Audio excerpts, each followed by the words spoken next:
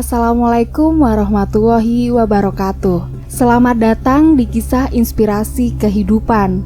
Kali ini akan disajikan kisah inspiratif yang faktanya pun sudah terjadi dan semoga menjadi penguat hati Anda.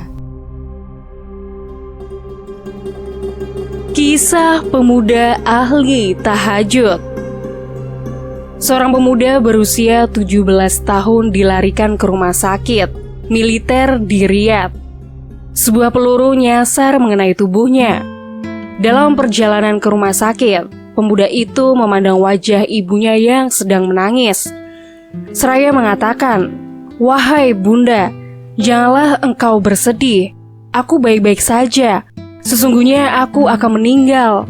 Aku telah mencium wanginya bau surga." Orang tua mana yang tidak terkejut dengan kalimat tersebut dari putra kesayangannya? Mereka masih berharap putranya dapat diselamatkan.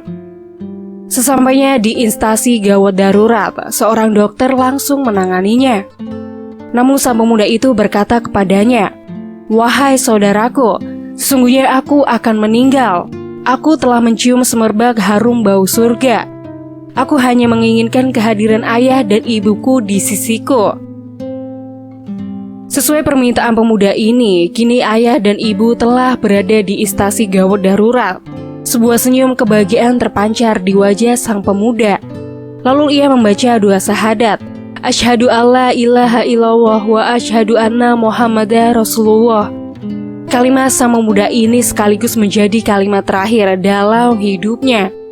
Ia menghadap Allah Subhanahu wa Ta'ala segera setelah menyelesaikan ikrar syahadat. Bahkan ia meninggal dalam posisi telunjuk jari tangannya menunjuk, seperti posisi tasyahud dalam sholat. Setelah maghrib, Dr. Khalid bin Abdul Aziz Al-Jubair bertemu dengan dia, petugas rumah sakit yang memandikan jenazah pemuda tersebut. Ia menceritakan kondisi pemuda tersebut saat memandikannya. Jari telunjuk membentuk isyarat seperti orang sholat yang sedang membaca tasyahud. Selain itu, hal yang paling ajaib adalah jenazah pemuda tersebut tetap segar. Terlihat segar bugar seperti orang yang sedang beristirahat dengan nyenyak. Dokter spesialis bedah itu penasaran. Ia pun menemui orang tua si pemuda dan menanyakan amal apa yang dilakukan oleh putra mereka, sehingga ia bisa membaca syahadat di akhir hayatnya, bertasyahud dan jasadnya tetap segar bugar. "Anak kami," kata orang tuanya kepada Dr. Khalid, "sejak memasuki usia akil balik, dialah yang selalu membangunkan kami untuk sholat subuh. Ia sangat rajin qiyamul lail dan membaca Al-Quran, selalu berupaya menunaikan sholat jamaah di masjid. Masya Allah, usianya baru 17 tahun, masih duduk di kelas 2 SMA. Tetapi amalnya luar biasa, pantaslah jika dirinya mendapatkan karunia Allah berupa husnul khotimah dan jenazahnya segar bugar." Dr. Khalid lantas menceritakan apa yang diketahuinya kepada rekannya yang juga dokter, ahli bedah. "Masya Allah, usianya baru 17 tahun. Ia sungguh jauh lebih baik dari diriku. Mengapa aku tidak belajar darinya?" kata dokter itu. Ia pun kemudian mengambil cuti 1 minggu. "Aku ingin melakukan muhasabah," katanya kepada Dr. Khalid.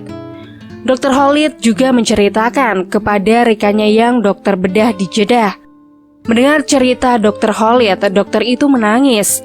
Ia pun berkomitmen untuk memperbaiki diri dan meningkatkan amal-amalnya.